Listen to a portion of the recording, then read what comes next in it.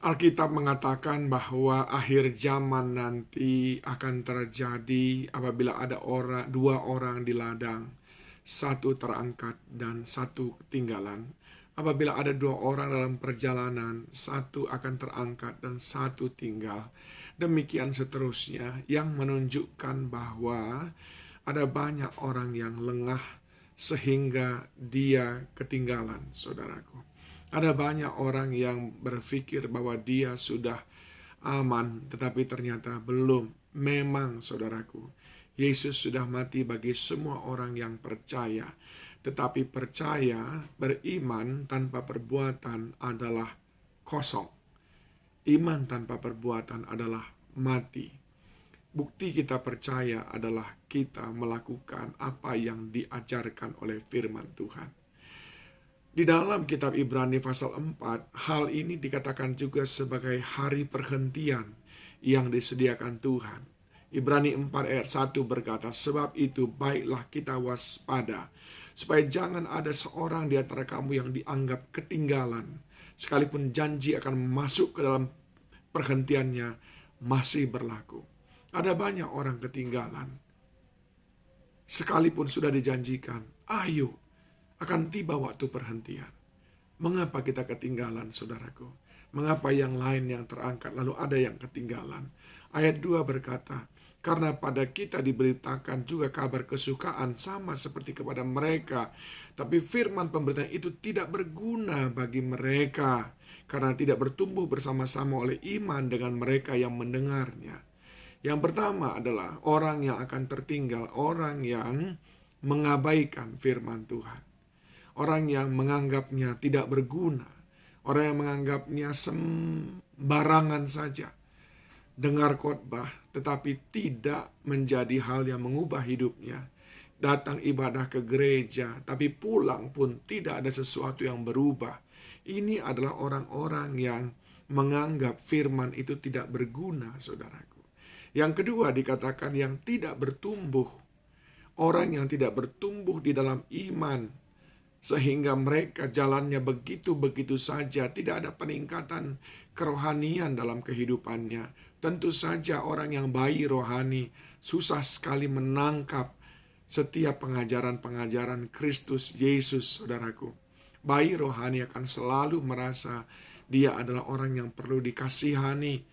Lalu kalau kita terus menempatkan diri kita sebagai orang yang dikasihani, kapan kita bisa menjadi rekan sekerja Allah untuk memenangkan jiwa-jiwa yang lain? Yang ketiga, saudaraku, siapa yang akan tertinggal pada hari perhentian itu? Ayat yang ke-6, jadi sudah jelas bahwa ada sejumlah orang akan masuk ke tempat perhentian itu, sedangkan mereka yang kepadanya lebih dahulu diberitakan kabar kesukaan itu tidak masuk karena ketidaktaatan mereka. Orang yang mendengarkan firman setiap hari, tapi tidak mentaatinya. Dia mendengarkan firman. Ini yang dikatakan oleh Paulus juga kepada Timotius. Orang yang suka diajar, tapi tidak mau berubah. Dia suka dengarkan firman, tapi tidak berubah. Karena dia mendengarkan firman hanya ingin menyenangkan telinganya saja. Atau dia mendengarkan firman bagian daripada ritual keagamaan. Menurut mereka, beragama itu sudah cukup. Tidak, saudaraku. Saudara harus perlu memiliki hubungan dengan Tuhan Yesus Kristus. Ke gereja tidak cukup, saudaraku. Tetapi berhubung dengan Kristus. Terkoneksi dengan Dia. Menjadi pengikutnya. Melakukan firman-Nya. Taat setiap saat. Itu yang menjadikan kita menjadi orang-orang sebagai orang percaya. Yaitu pengikut Yesus. Dan yang keempat, saudaraku, siapa yang akan ketinggalan pada hari perhentian itu, pada akhir zaman itu? Ayat yang ke-7, sebab itu ia menetapkan pula suatu hari, yaitu hari ini, ketika setelah sekian lama berfirman dengan perantaran Daud seperti dikatakan di atas, pada hari ini jika kamu mendengar suaranya, janganlah keraskan hatimu. Yang keempat adalah orang-orang yang mengeraskan hati. Sudah berbagai macam cara Tuhan izinkan untuk memproses hidupnya. Baik dengan cara yang menyenangkan bagi dia, Mungkin Tuhan memberikan kelimpahan kepadanya, memudahkan usahanya. Itu pun tidak membuat dia datang kepada Tuhan dan tersungkur dengan ucapan syukur dan juga takut dan gentar akan dia, menyadari bahwa semuanya datang dari dia. Itu tidak membuat dia membuka hati untuk setia bahkan melayani Tuhan.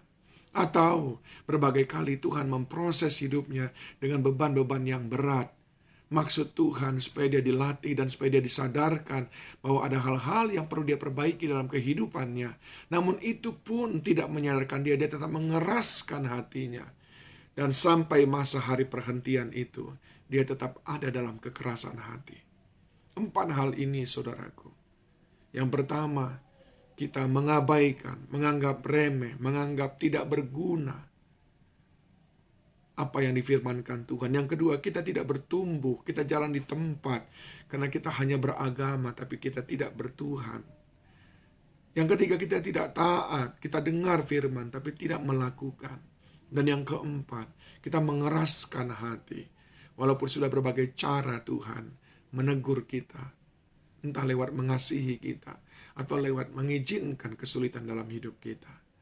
Mari saudaraku, bukankah Tuhan berkata, Dia menghendaki tidak ada satu orang pun yang binasa. Sekarang masih ada kesempatan. Mari, tidak hanya sekedar mengaku menjadi orang percaya, tidak hanya sekedar mengaku menjadi orang beriman, tapi bawalah iman itu, lanjutkan iman itu dengan perbuatan. Faith must be in action. Tuhan Yesus memberkati saudara.